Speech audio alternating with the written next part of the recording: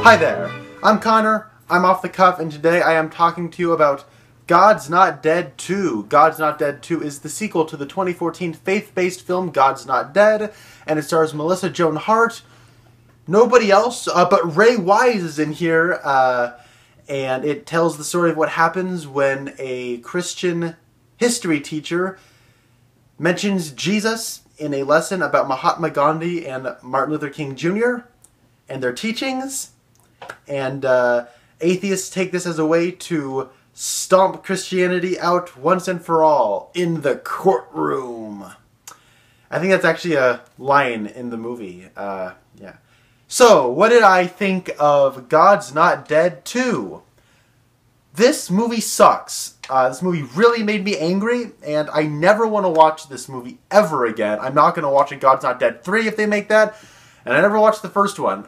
So, I think I should probably preface this by saying I, myself, identify with the Christian faith. I am a Christian, and this movie pissed me off. Recently, we've had some faith-based films that have been decently made, and in some cases, decently written.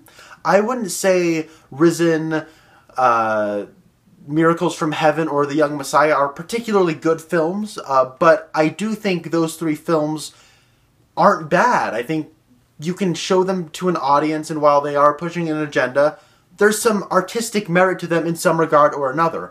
This movie doesn't have that. This movie is pure propaganda, and it is extremely boring, and it is stupid. It is really stupid. I'm going to talk about the way this movie's made first, because the way this movie's written is an entire issue in its own. This movie is directed very blandly. The cinematography is bland. The acting, there's no performance here. People show up and read lines. There's a woman who apparently has cancer. I'm going to get that to later. But there's all these awkward attempts at humor. And they're not funny because the people who are saying these lines don't have a presence. Melissa Joan Hart, she's fine. She's completely serviceable. Didn't really notice any good or bad from her. But we do have Ray Wise. Ray Wise as the evil atheist prosecution attorney. I love Ray Wise. I love him from Twin Peaks. And he's a great TV actor. I wish he was in more things. Very underrated actor. And he's awesome in this movie. But his character stinks. His character is so poorly fleshed out. But his performance is fine. Everyone else, though, completely useless and very poorly. Ernie Hudson's in this movie, like. But this movie, the cinematography is very bland, very just deadpan camera angles, very basic bland lighting. I think sometimes windows are blown out with the light, and.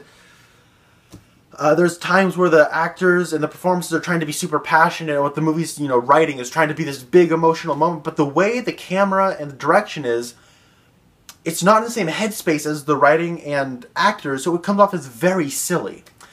Then we get into the writing. There's so much that could have been cut out of this movie. This movie is 2 hours. It does not need to be. It is 30 minutes too long. I think there's a woman who is in remission from cancer. She could have been cut from the film. There is this pastor who is on the jury, and then he's not. So he could have been cut from this film. He takes up a lot of time. There's this Asian student. He could have been cut from this movie entirely.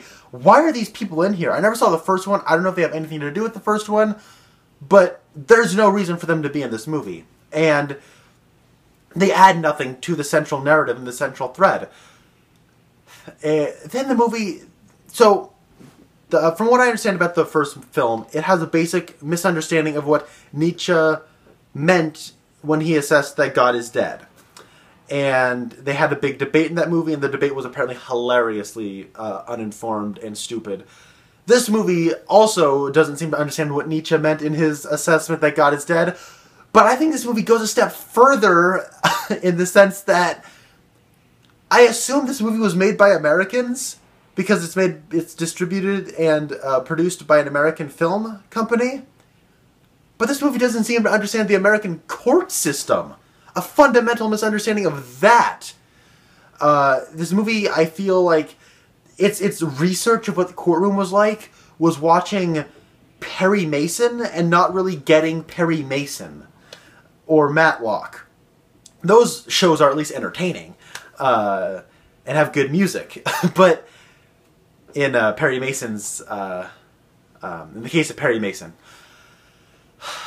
this movie has arguments that it drops and then all of a sudden picks up threads. This movie's depiction of atheists makes me embarrassed as a Christian that this movie is saying to a wide array of people that atheists are like this. Atheists actually believe in God, but they want to control people, and through, treating Christianity as this conspiracy and this hoax, that's them controlling people. That's not what atheism is!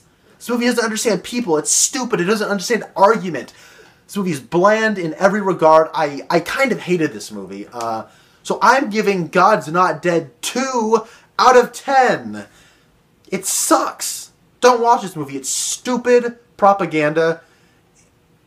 I'm done. Alright, anyways, thank you very much for watching. I'm Connor, and I'll see you next time.